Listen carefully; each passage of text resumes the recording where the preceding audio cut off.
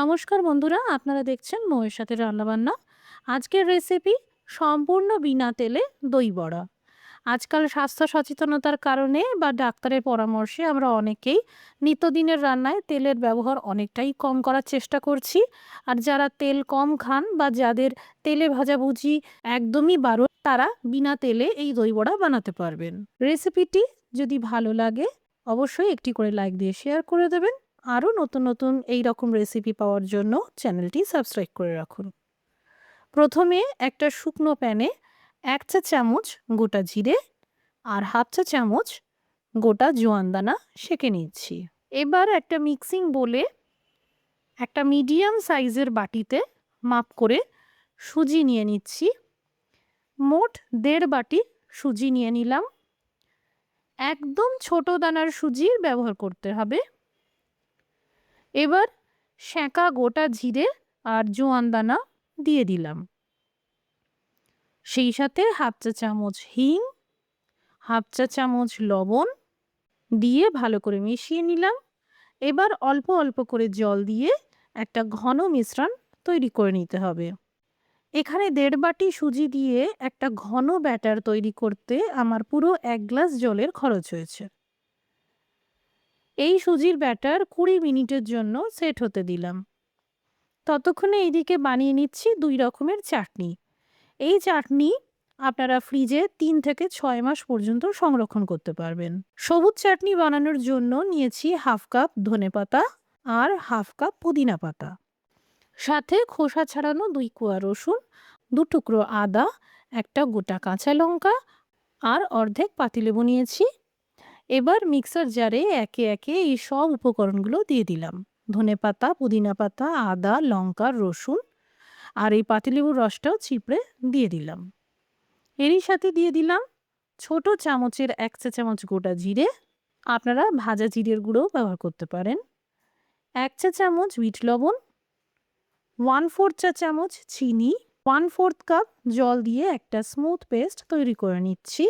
এই দেখুন, সবুজ চাটনি একদম তৈরি। এবার বানিয়ে নেব তেঁতুলের মিষ্টি চাটনি।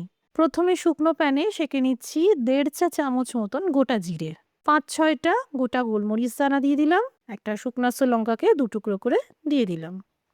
বেশ 2 মিনিট মতন সেঁকে নিচ্ছি। এবার এই গোটা মশলা একটা কুটনিতে সামান্য আধা গুঁড়ো করে নেব। আপনারা চাইলে শিলপাটাতেও নোড়া দিয়ে গুঁড়ো করে নিতে পারেন। আপনারা সিঙাড়া, যে কোনো ধরনের চাট বা ধোকলাতে ব্যবহার করতে পারবেন। এই গুঁড়ো মশলায় স্বাদ মতন বিট লবণ আর সামান্য ঝাল লঙ্কার গুঁড়ো মিশিয়ে নিলাম। এবার এখানে ফ্রাইং প্যানে দিয়ে দিলাম 1 কাপ জল, সমান পরিমাপে 1 কাপ গুড় দিয়ে দিলাম। এখানে আমি আখের গুড়ের ব্যবহার করেছি। 2 মিনিট মতন নেড়ে নিলেই গুড় মেল্ট হয়ে যাবে। জলের সাথে গুড় ভালো করে মিশে যাওয়ার পর দিয়ে দিচ্ছি 1 কাপ তেঁতুলের কাঠ। এখানে যারা বেশি মিষ্টি খেতে পছন্দ করেন গুড়ের পরিমাণটা বাড়াতে পারেন। দিয়ে দিচ্ছি হাফ চা চামচ ঝাল লঙ্কার গুঁড়ো, 2 চা চামচ আদা বাটা। ভালো করে মিশিয়ে নিতে হবে, আঁচটা হাই টু মিডিয়ামে থাকতে হবে। এবার দিয়ে দিচ্ছি হাফ চা চামচ বিট লবণ। যে মশলাটা সেঁকে তৈরি করেছিলাম অর্ধেক পরিমাণে দিয়ে দিলাম, আর বাকি অর্ধেকটা আমি রান্নায় ব্যবহার করব। বেশ 3-4 মিনিট মতন ফুটিয়ে নিয়ে এই দেখুন এরকম একটা ঘন তেঁতুলের মিষ্টি চাটনি তৈরি করে নিলাম। 2 রকমের চাটনি বানানো হয়ে গেছে, প্রায় 25 মিনিট কেটে গেছে। এদিকে সুজির মিশ্রণটা একদম ঘন হয়ে গেছে। এই রকম ঘন রাখতে হবে, না হলে কিন্তু বড়া বানাতে অসুবিধা হতে পারে। এবার দিয়ে দিচ্ছি হাফ প্যাকেট ইনো।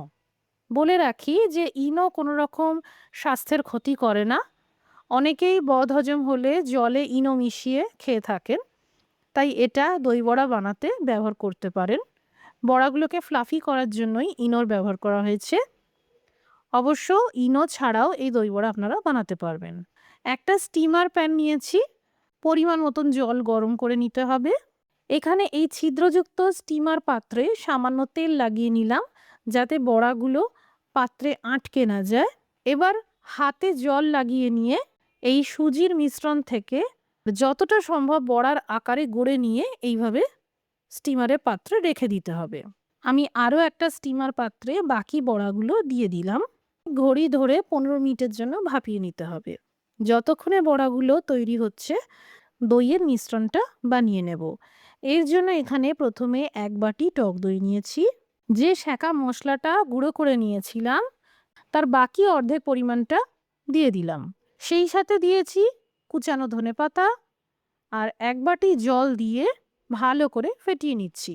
দইয়ের পরিমাণটা কম মনে হলো তাই আমি আরও অর্ধেক বাটি দিয়ে দিলাম। সুতরাং 1.5 বাটি টক দইয়ের ব্যবহার করেছি আর 1.5 বাটি টক দইয়ের জন্য 1 বাটি জলের ব্যবহার করেছি।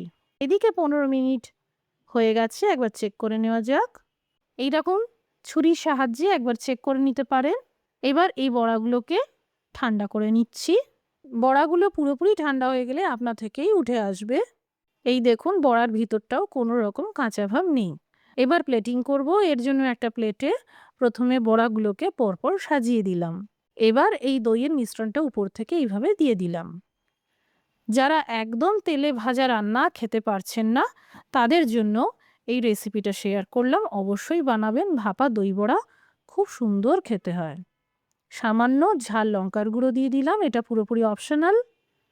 এবার দিয়ে দিচ্ছি মিষ্টি তেঁতুলের চাটনি, সেই সাথে সবুজ চাটনি। এখানে আমি রেডিমেড পাপড়ির ব্যবহার করেছি। এই পাপড়িগুলো পুরোপুরি অপশনাল, ইচ্ছে হলে দিতেও পারেন আবার নাও দিতে পারেন। সামান্য ক্রাশ করে দিয়ে দিলাম। এরই সাথে আমি ইউজ করেছি সেভ পুরি। সেভ পুরি না থাকলে আপনারা ঝুরি ভাজা দিতে পারেন। উপর থেকে কুচানো ধনেপাতা ছড়িয়ে দিলাম।